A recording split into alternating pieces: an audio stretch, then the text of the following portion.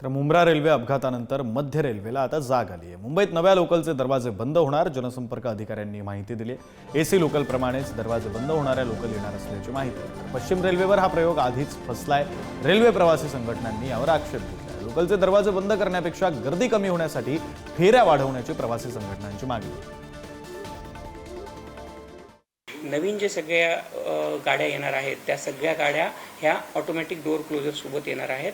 त्याच्यामध्ये ऑलरेडी ज्या 238 AC local Mumbai सबअर्बनसाठी घेतल्या जाणार आहेत त्या गाड्या ज्या आहेत त्या ऑटोमॅटिक डोअर फिटमेंटनी येणार आहेत। ज्या एक्झिस्टिंग लोकल आहेत त्या लोकलना आपण हे करतो आहोत, रेट्रो फिटमेंटच्या माध्यमातून दरवाजे बंद करण्याचा जी सिस्टम आहे ती लावण्याचा आपण प्रयत्न करणार आहोत। असा डिसिजन आता घेण्यात आलेला आहे। आता ते सीपीआरचा किंवा सीपीआरचा जे स्टेटमेंट आमच्याकडे आलाय तो असा आहे की सामान्य लोकलमध्ये जे आम्ही डोर क्लोज लोकल डोर लावणार आहोत। खरं म्हणजे हा पहिला प्रयोग वेस्टर्न रेल्वेने केला आहे आणि तो निष्फळ झालेला आहे।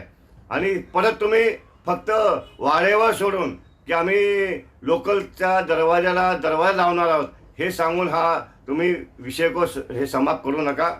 लोकलमध्ये गर्दी कसं कमी होईल, कशी फ्रिक्वेन्सी वाढता येईल आणि रिप्लेस करूच नका। आमचा स्पष्ट मला रेल्वे यात्री परिषदेचा स्पष्ट म्हणणं आहे, तुम्ही एसी लोकल वाढवा।